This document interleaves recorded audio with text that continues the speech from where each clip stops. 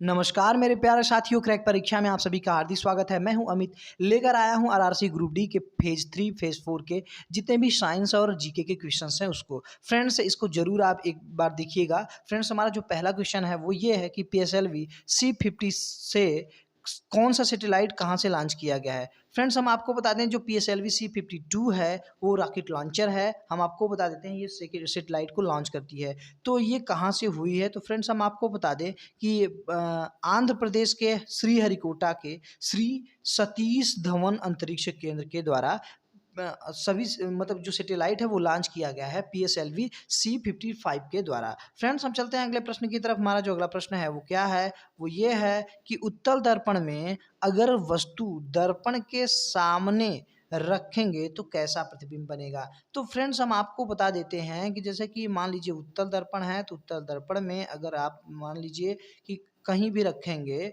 तो जो इमेज बनेगा वो बनेगा, क्या बनेगा, वो आभासी बनेगा। फ्रेंड्स, क्या बनेगा, वो आभासी बनेगा और सीधा बनेगा। आप हमेशा समझ लीजिए कि जब जब आभासी बनेगा तब तब क्या होगा, इमेज जो होगा वो सीधा बनेगा। फ्रेंड्स, हम चलते हैं अगले प्रश्न की तरफ। हमारा जो अगला प्रश्न है वो ये है कि 1970 में, यानी क्या कर रहा है, 1970 में कौन से बांध का जो निर्माण है वो जिससे अभी भी विस्थापित लोगों का हजीना मतलब कि हर्जाना नहीं मिला है। फ्रेंड्स, हम आपको बता दें 1970 में एक बांध का निर्माण हुआ था। उस बांध का निर्माण हुआ था तो बताना है उसको, आपका उसका नाम बताना है कि कौन से बांध का निर्माण हुआ था जिससे कि जो भी विस्थापित लोग हुए थे अभी तक उनका हर्जाना नहीं मिला है। फ्रेंड्स, हम आपको बता दें कि नागार्जुन सागर पर श्री सेलम बांध है। जो सेलम बांध है वो मतलब कि वो जो नागार्जुन सागर श्री सेलम बांध, भारत के तेलंगाना राज्य में ये नागार्जुन सागर श्री सेलम बांध स्थित है। एक प्रमुख नदी घाटी परियोजना है।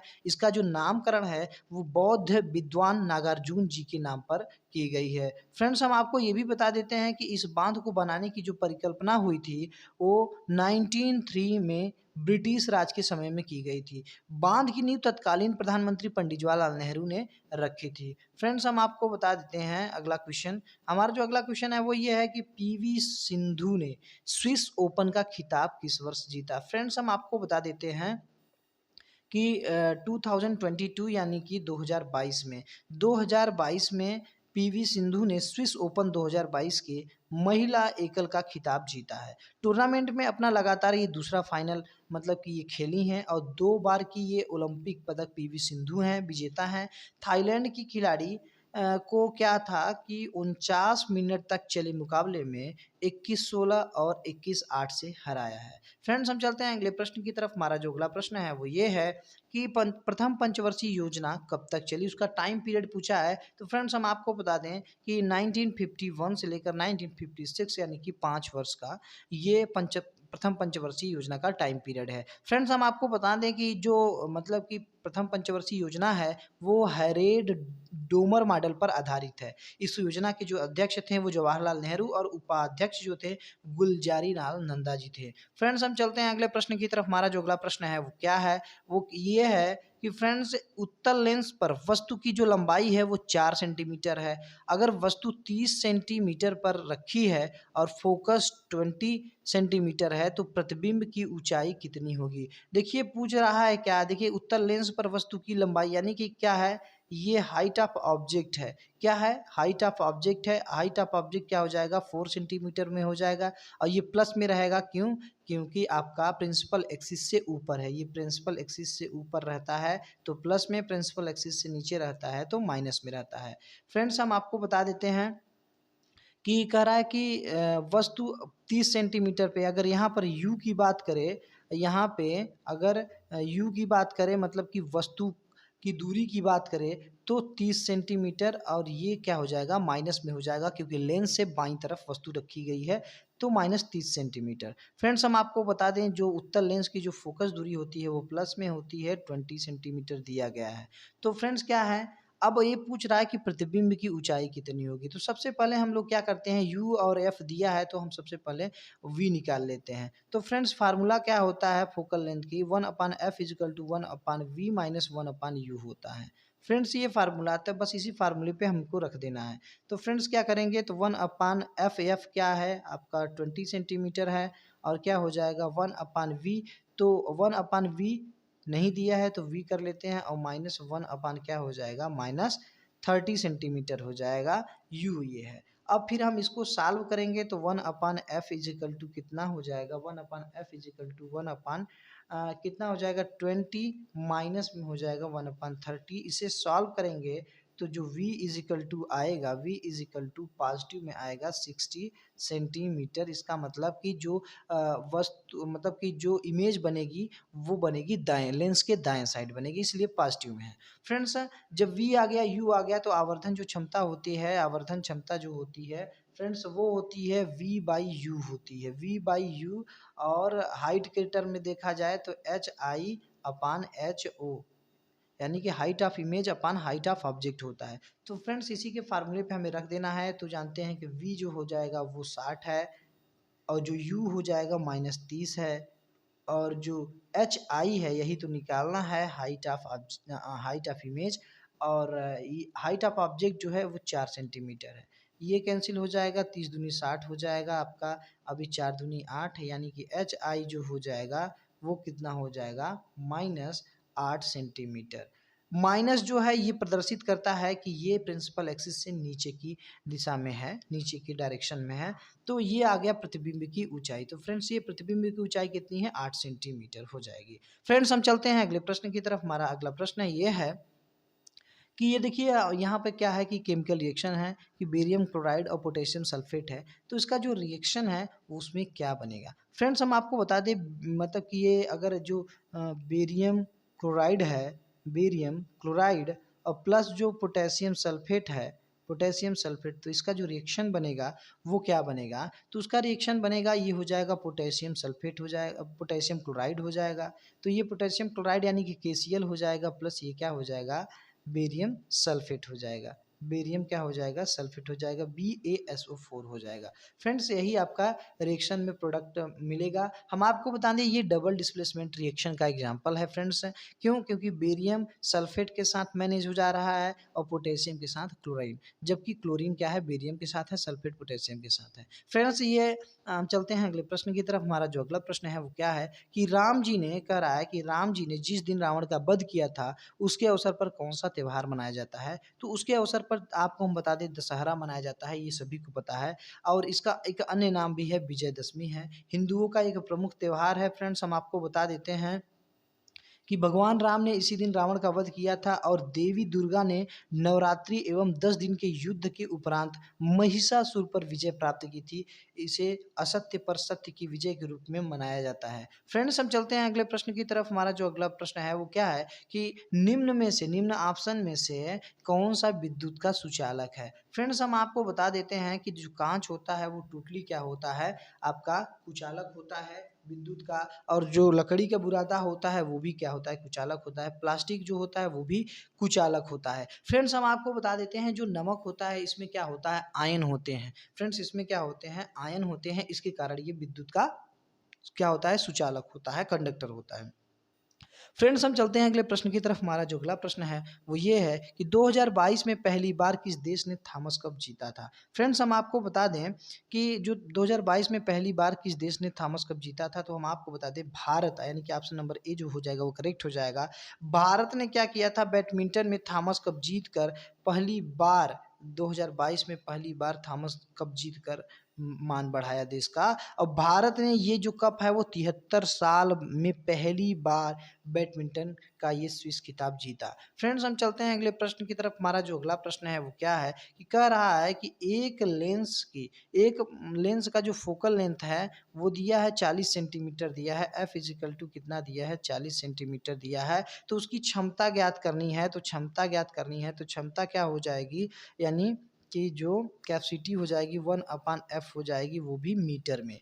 तो फ्रेंड्स हम इसी को देखते हैं कि जो क्षमता हो जाएगी यानी कि पावर हो जाएगी वो कितनी हो जाएगी, 1/f यानी कि 40 हो जाएगी। ये भी मीटर में, सेंटीमीटर दिया है तो इसको हम बदलेंगे तो क्या हो जाएगा, 100 हो जाएगा। तो ये जो हो जाएगा आपका 10/4 हो जाएगा, यानी कि P इज इक्वल टू जो हो जाएगा 2.5 हो जाएगा, डायोप्टर हो जाएगा। क्या हो जाएगा? डायोप्टर, यानी कि जो क्षमता की यूनिट होती है वो डायोप्टर होती है। फ्रेंड्स हम आपको बता दें जो पावर हो जाएगी इसकी 2.5 डी हो जाएगी, डायोप्टर हो जाएगी। फ्रेंड्स हम चलते हैं अगले प्रश्न की तरफ। हमारा जो अगला प्रश्न है कि नर्मदा बचाओ आंदोलन किस बांध से संबंधित है। फ्रेंड्स हम आपको बता दें कि नर्मदा बचाओ आंदोलन जो है सरदार सरोवर बांध से मतलब कि संबंधित है। सरदार सरोवर बांध भारत का दूसरा सबसे बड़ा बांध है। यह नर्मदा नदी पर बना हुआ है। फ्रेंड्स हम चलते हैं अगले प्रश्न की तरफ। हमारा अगला जो प्रश्न है, और सॉरी फ्रेंड्स हम आपको बता देते हैं उसकी जो ऊंचाई है नर्मदा बांध की, वो है आपका 138 मीटर ऊंचाई पे है और ये 1210 मीटर लंबा है। फ्रेंड्स हम आपको बता देते हैं जो हीराकुंड बांध है, वो हीराकुंड बांध है वो सबसे लंबी, यानी कि सबसे लंबी बांध है, भारत की सबसे लंबी यानी सबसे बड़ी बांध है। फ्रेंड्स अगर बात की जाए सबसे ऊंची वाली की, तो हम आपको बता दें भाखड़ा नांगल जो बांध है वो भारत की सबसे ऊंची बांध है। फ्रेंड्स हम चलते हैं अगले प्रश्न की तरफ। हमारा जो अगला प्रश्न है वो नाविक किस देश की तकनीकी है। फ्रेंड्स नाविक किस देश की तकनीकी है, इसका कमेंट बॉक्स में आप आंसर दीजिए कि चाइना है या भारत है या जापान है या श्रीलंका है।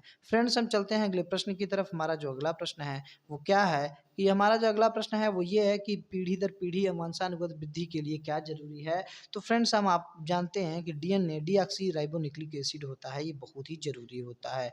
डीएनए आरएनए दोनों जरूरी होता है, लेकिन डीएनए में से डीएनए सबसे मेन होता है। फ्रेंड्स हम चलते हैं अगले प्रश्न की तरफ। हमारा जो अगला प्रश्न है वो ये है कि अम्ल वर्षा का क्या प्रभाव पड़ता है। फ्रेंड्स हम आपको बता देते हैं कि जो वायुमंडल में नाइट्रोजन गैसेज होती हैं, नाइट्रोजन के सल्फाइड होती हैं, और जो सल्फर के सल्फाइड होते हैं, मतलब सल्फर के ऑक्साइड होते हैं और नाइट्रोजन के ऑक्साइड होते हैं, ये दोनों जब वर्षा के साथ मिल जाते हैं तो ये मतलब पानी को क्या करते हैं, अम्लीय कर देते हैं। वही जो वर्षा के रूप में नीचे जमीन पर गिरती है वही अम्ल वर्षा कहलाती है। फ्रेंड्स हम आपको बताते हैं अम्लीय वर्षा से क्या होता है।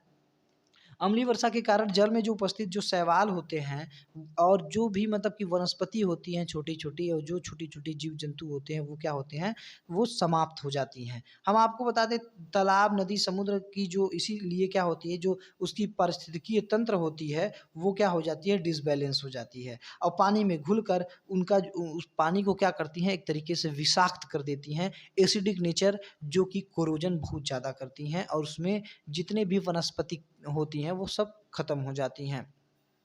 इसीलिए क्या होता है, पारिस्थितिकी तंत्र क्या हो जाता है, अम्लीय वर्षा से बिगड़ जाता है। फ्रेंड्स हम चलते हैं अगले प्रश्न की तरफ। हमारा जो अगला प्रश्न है वो क्या है कि कृत्रिम किडनी डायलिसिस के माध्यम से किस प्रोसेस द्वारा मूत्र को अलग करते हैं। तो फ्रेंड्स ये जो है परासरण मेथड है, इसी से क्या होता है, कृत्रिम किडनी डायलिसिस के माध्यम से परासरण के प्रोसेस यानी कि प्रक्रिया द्वारा मूत्र को अलग करते हैं। फ्रेंड्स हम चलते हैं अगले प्रश्न की तरफ। हमारा जो अगला प्रश्न है कि कह रहा है कि देखिए यहाँ पर जलीय जीव मछली किसका उत्सर्जन करती हैं। तो फ्रेंड्स हम आपको बता देते हैं यूरिया का उत्सर्जन करता है, यूरिया का उत्सर्जन करता है। फ्रेंड्स हम चलते हैं अगले प्रश्न की तरफ कि जो शांति स्वरूप भटनागर पुरस्कार है कौन सी संस्था देती है।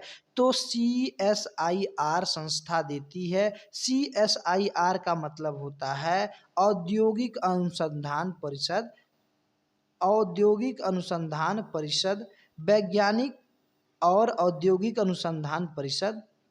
हम आपको बता दें कि जो शांति स्वरूप भटनागर जो थे वो एक भारतीय कोलाइड रसायनज्ञ थे। हम आपको बता दें ये सबसे पहले CSIR के पहले महानिदेशक थे। फ्रेंड्स इसीलिए जो ये है इन्हीं के नाम पर शांति स्वरूप भटनागर पुरस्कार ये संस्था देती है, CSIR देती है। यानी कि CSIR का मतलब होता है यानी कि वैज्ञानिक औद्योगिक अनुसंधान परिषद। फ्रेंड्स हम आपको बता देते हैं कि भारत की आज़ादी के समय जो जीडीपी था, यानी कि जो जीडीपी था वो कितनी थी। फ्रेंड्स हम आपको बता देते हैं कि भारत की जो जीडीपी थी वो 1950 और 51 में हम जो भारत की जीडीपी थी 2.93 लाख करोड़ रुपए की थी। लेकिन फ्रेंड्स अब बता दें करंट टाइम में 2020 और 21 में यह 147 लाख करोड़ रुपए तक है, 147 लाख करोड़ तक है। फ्रेंड्स उस समय देखिए क्या है 2.93 लाख करोड़ थी, अब देखिए क्या थी, अब इतना ज़्यादा बढ़ गई कि 147 लाख, यहाँ केवल लगभग 3 लाख करोड़ रुपए की जीडीपी थी, लेकिन 2020 और 21 में 147 लाख करोड़ रुपए। इसका मतलब है लगभग 75 गुने, लगभग 75 गुना अपने भारत की जीडीपी बढ़ी है। फ्रेंड्स, अगर वीडियो अच्छी लगे तो लाइक कीजिए, सब्सक्राइब कीजिए और बेल आइकन को दबाना ना भूलिएगा। और फ्रेंड्स, ऐसे ही वीडियो देखने के लिए यानी कि जो भी ग्रुप डी के यानी कि आरआरसी ग्रुप डी के fourth phase, third phase, second phase, first phase में जो भी इंपॉर्टेंट क्वेश्चन है वो फ्रेंड्स मैं आपको एक्सप्लेनेशन के साथ बता रहा हूँ। सो फ्रेंड्स, मिलते हैं नेक्स्ट वीडियो में। जय हिंद।